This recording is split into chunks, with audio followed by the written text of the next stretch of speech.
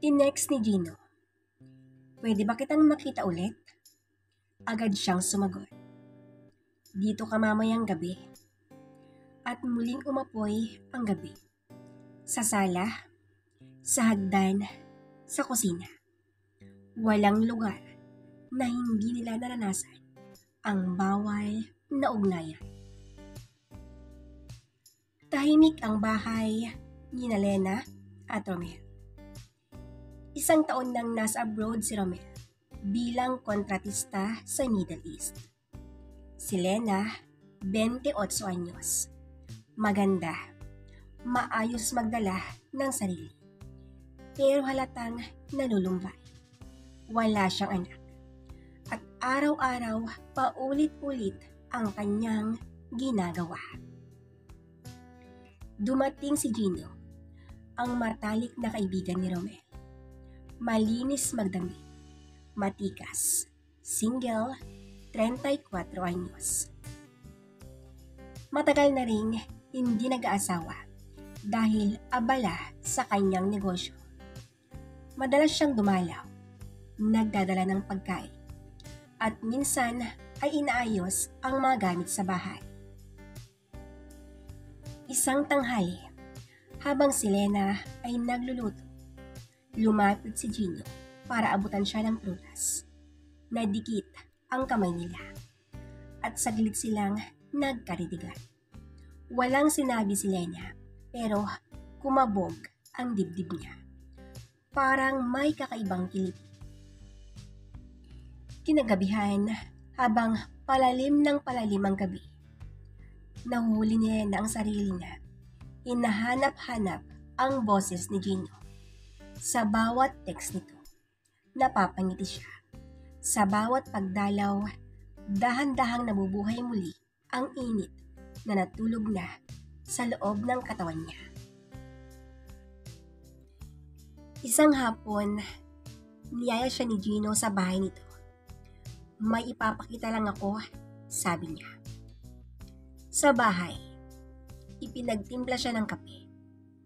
Pinaupo sa maaliwalas nitong sala. Pinakita nito ang mga lumang litrato nila ni Romel. Pero hindi iyon ang mahalaga. Kundi ang titig na ibinibigay nito habang nakaupo si Lena.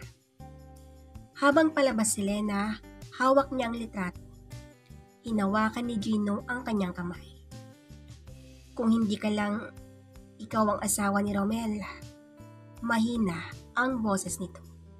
Pero ramdam ni Lena ang bigat. "Gino," bulong niya. Pero hindi niya inalis ang kamay. Kinabukasan, nagpunta muli si Gino sa bahay ni Lena. Si Lena ang nagbukas ng pinto. Naka-duster, walang makeup, pero napakaganda. Pinagmamasdan siya ni Gino habang nakaupo.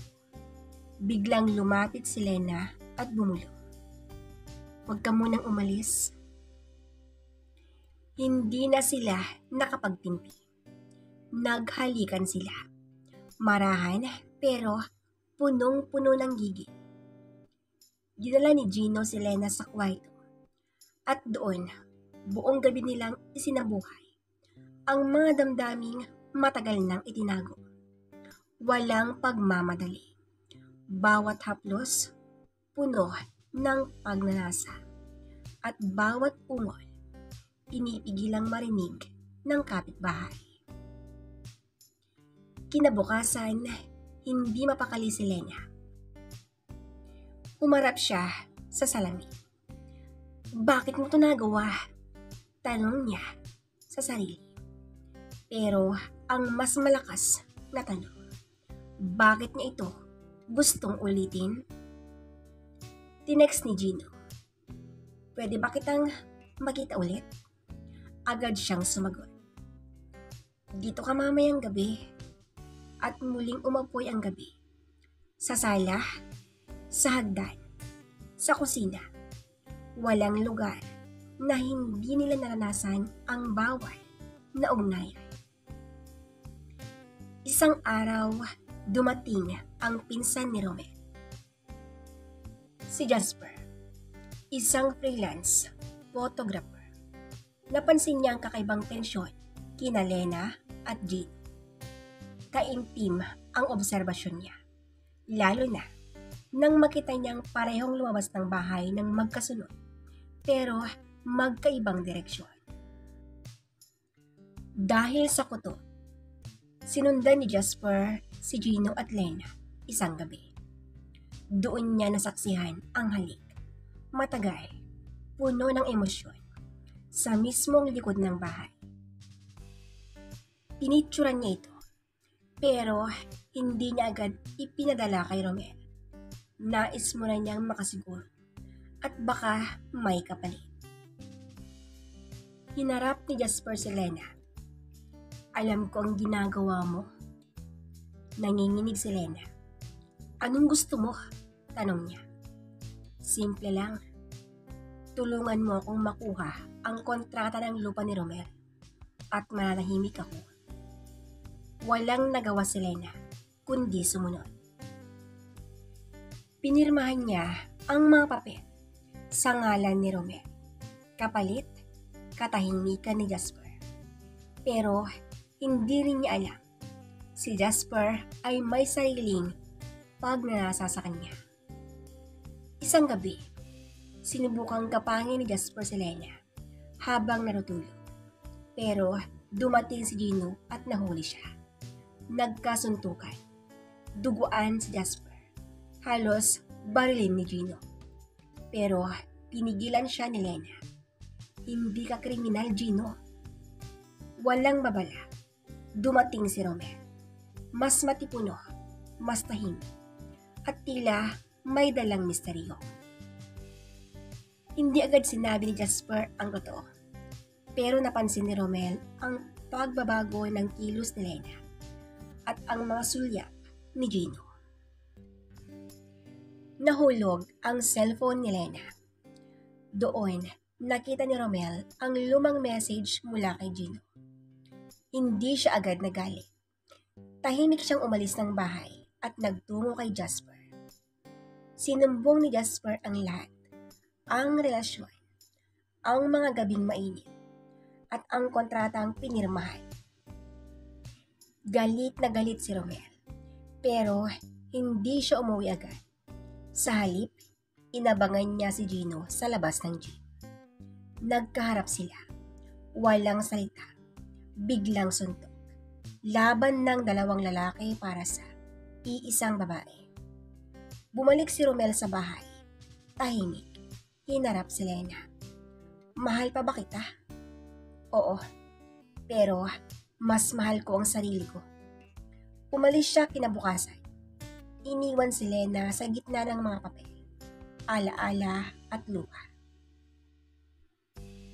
Lumipas ang isang buwan. Si Lena ay mag-isa pa rin. Walang Gino, walang Romel. Nakahanap siya ng trabaho sa real estate. Sa kabila ng lahat, pinilit niyang bumangon at harapin ang mga naging kasalanan niya. At sa huling eksena, may lalaking papasok sa opisina niya, si Gino. Pwede pa ba? Tanong ni Gino. Ngumiti si Lena. Hindi tiyak, hindi sigurado, pero may pag-asa. Kung kayang ulitin sa tamang paraan. Nagbalik si Gino sa buhay ni Lena, pero hindi agad siya pinayagan nito. Hindi ba ako iiwan pag mahirap na ulit? Tanong ni Lena. Tahimik si Gino. Hindi niya sinagot pero ramdam ni Lena na may galit pa rin ito kay Romel at guilt sa ginawa nila. Nag-decide si Lena na lumayo muna. Lumipat siya ng lungsod at nag-focus sa karir. 1 taon siyang hindi nagpakita kay Gino. Doon niya natutunang tumayo, mag-isa. Walang lalaki, walang hingi ng tulong, walang palusot. Samantalang si Jasper, na dating nanamantala kay Lena, ay nahuli sa kaso ng dokumentong peke. Nangibabaw ang mga reklamo sa kanya at napagbintangan pa siya ng illegal transaction. Isang gabi, bago siya maaresto, tinext niya si Lena, "Patawad, tama ka." Narinig ni Lena na si Romel ay naaksidente sa kanyang trabaho. Isang bakal ang bumagsak sa binti niya at ngayon ay hirap ng maglakad.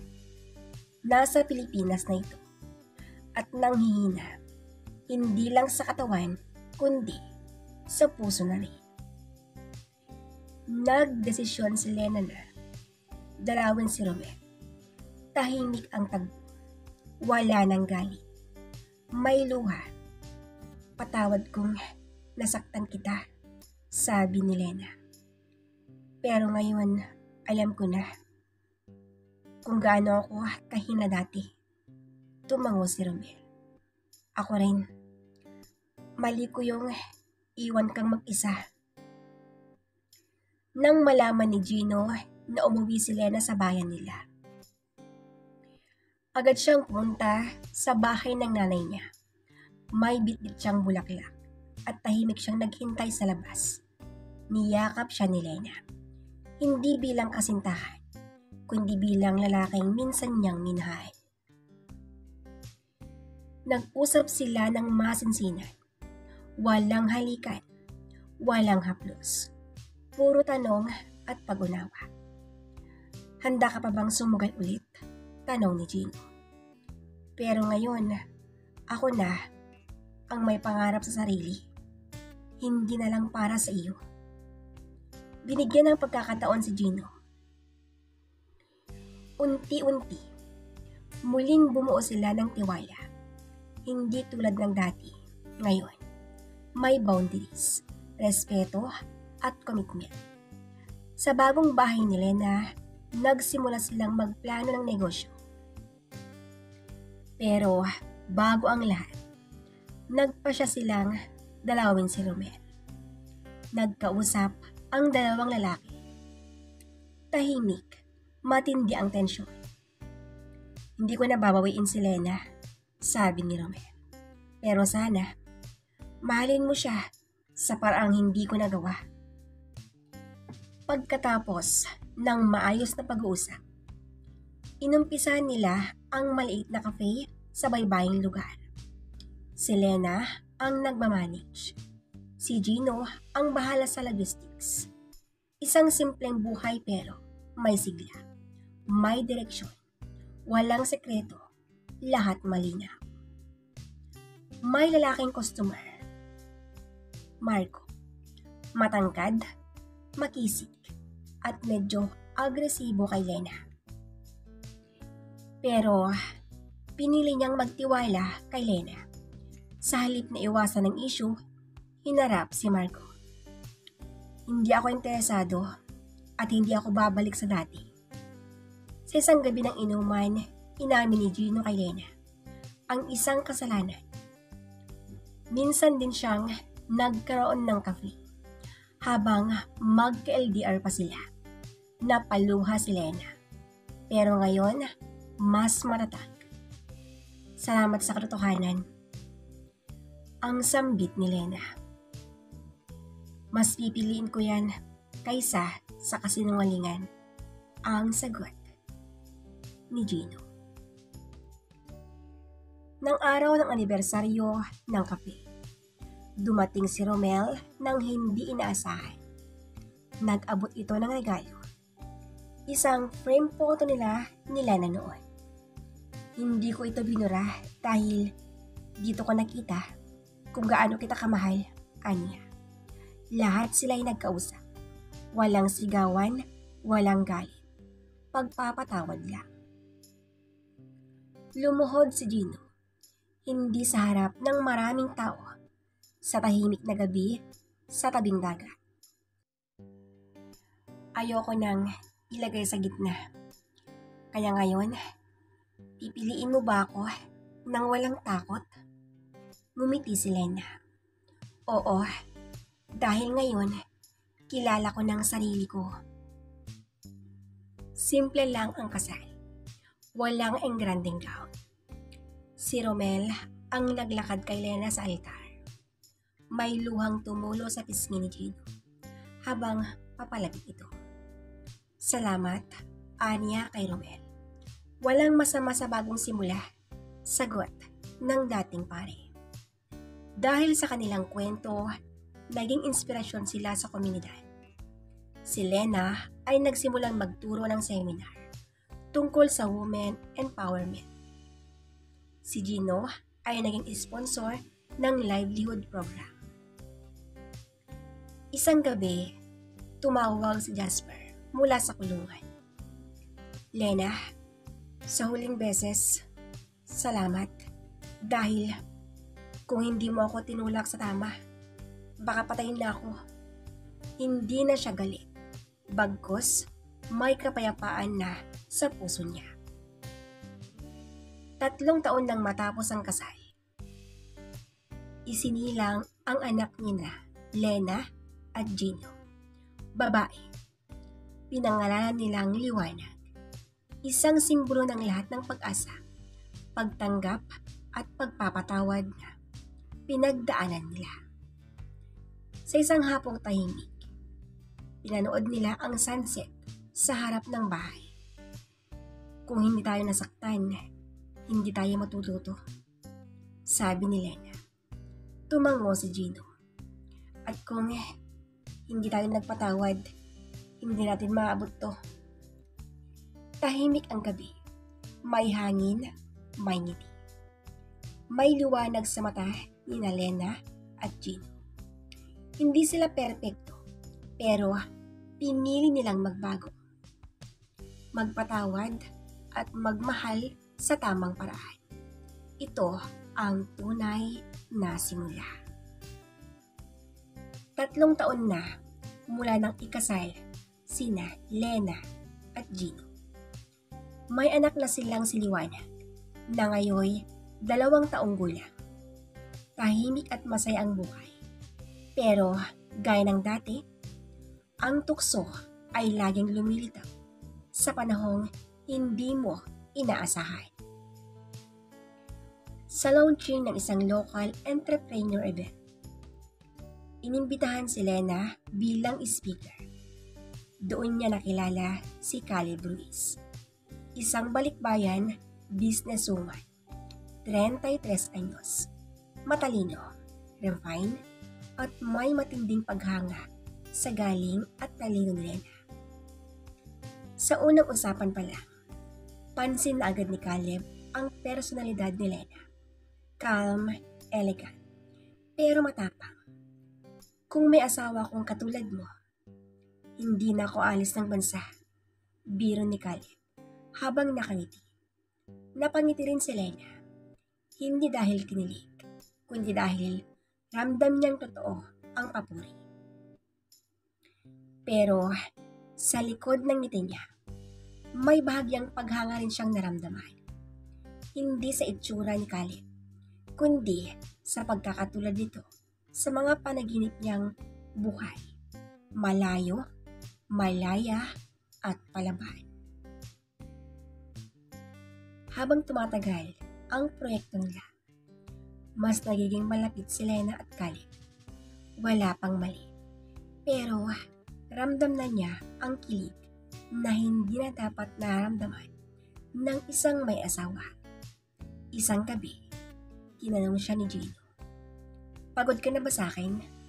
Napatingin si Lena sa asawa niya. "Hindi, pero minsan parang gusto kong huminga sa ibang hangin." Hindi ito pagtataksil, pero malinaw na may paliwanag sa puso ni Lena na unti-unting kinakatok ni Caleb. Isang araw, niyaya ni Caleb si Lena na sumama sa isang business trip sa Cebu para sa speaking engagement. Strictly work. You have your room, I have mine, Anya. Pero kailangan kita sa panel. Nagpaalam si Lena kay Gino. Work lang, promise. Tumango ang asawa niya. Pero sa mata nito, may pag-alinlangan. Kilala ko yang tingin ng lalaking yan, sabi ni Gino sa kanyang sarili. Pero pinili niyang magtiwala. Sa Cebu, sa isang gabi ng panel dinner, habang nagsasara ng kwarto si Lena, lumapit si Caleb. Alam kong bawal, pero kung sakaling malaya ka, ako na sana. At sa sobrang lapit niya, dama ni Lena ang init ng hininga nito sa leeg niya. Tumigil ang oras, walang salita. Naging maayos ang pakay ng dalawa sa Cebu. Hanggang sa nakabalik na si Lena kay Gino. Lingid sa kaalaman ni Gino, may naipong trabaho si Lena sa Cebu. Kasama ang balikbayan na si Caleb Ruiz. Isang investor na patuloy ang paghanga sa kanya. Walang masama. Trabaho lang. Bulong ni Lena sa sarili. Habang nag-eempake. Pero sa puso niya, alam niyang ibang klase ang presensya ni Caleb sa kanyang paligid. Si Gino, tahimik pero mapagmasid. Naramdaman niyang malayo si Lena nitong mga nakarang araw. Madalas nakatingin sa telepono. Tahimik pag tinatanong.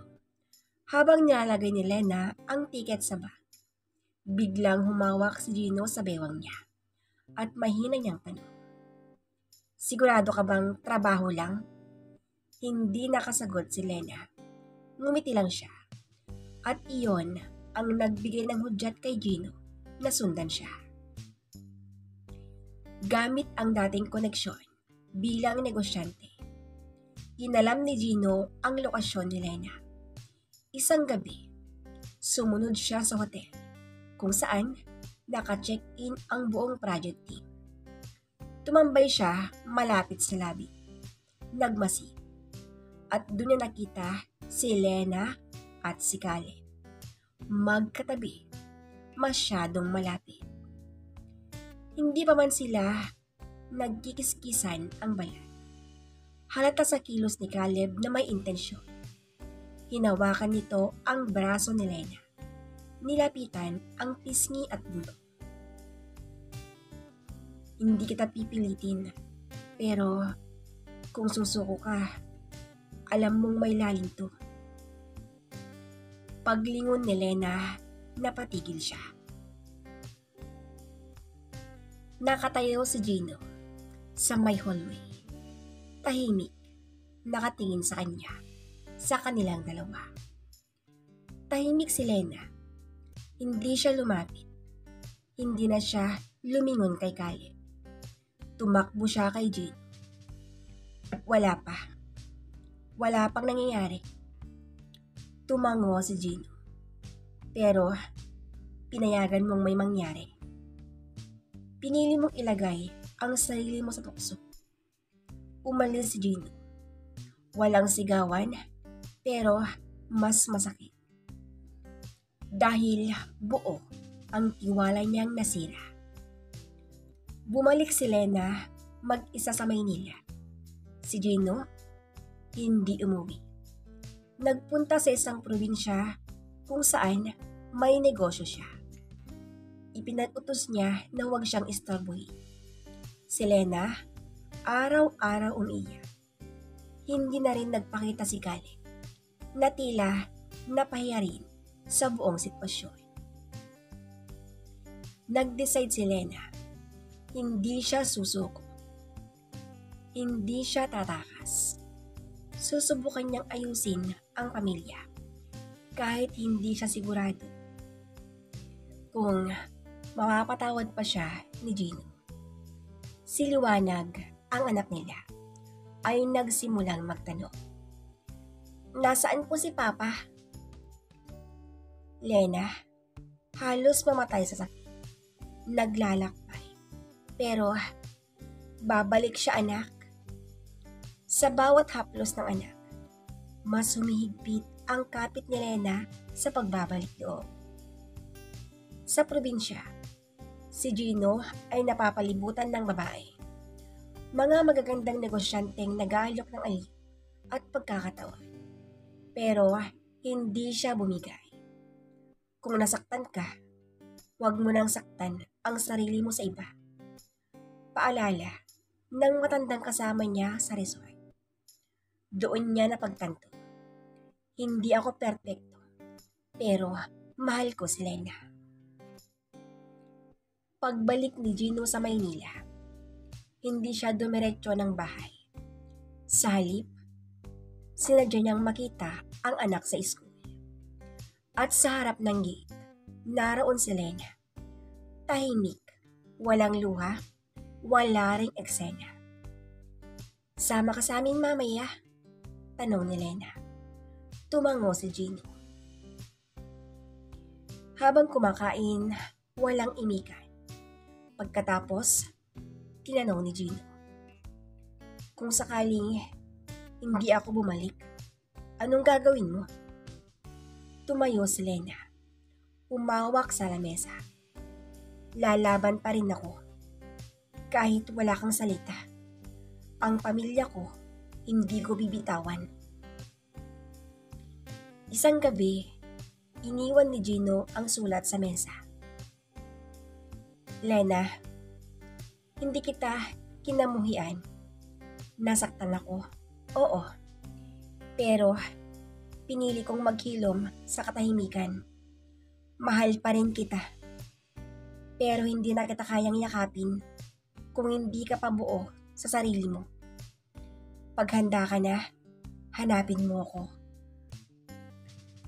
Nagsimula si Lena ng sariling advocacy para sa kababaihang nagkamali pero gustong bumangon. Isa siyang model ng pagsisisi at paninindigan.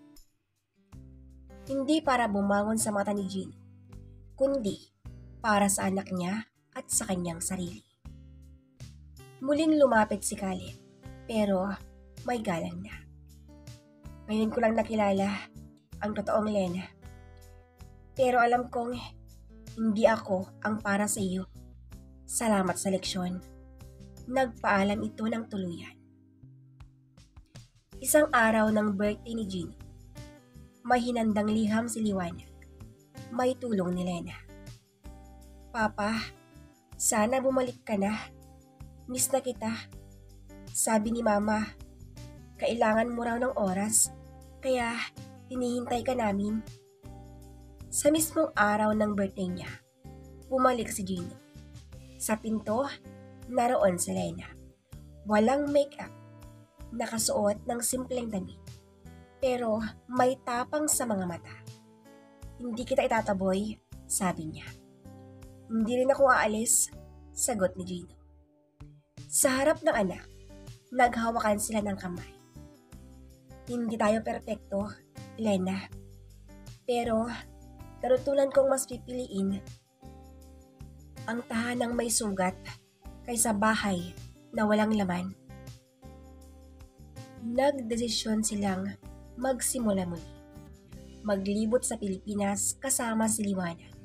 Hindi para tumakas, kundi para muling makilala ang isa't isa. Sa isang simpleng beach sa Baler, muling nag-propose si Gino. Hindi para magpakasal ulit, kundi para magpanibagong panata. Sa bawat araw na pipiliin mo ko, pipiliin kita. Tahimik ang gabi, magkayakap sa duyan si Lena at Gino, habang natutulog si Liwanag sa silid. Hindi man perpekto ang paglalakbay nila. Pinili nilang bumalik, hindi dahil sa kahapon, kundi dahil sa pag-ibig na kayang lumaban para sa ngayon. The end. At dito na po nagwawakas ang kakaibang kwento ng buhay ni Lena. Sana po ay nagustuhan po ninyo ang kwentong ito. Maraming salamat po sa inyong walang sawang pakikinig. God bless us all!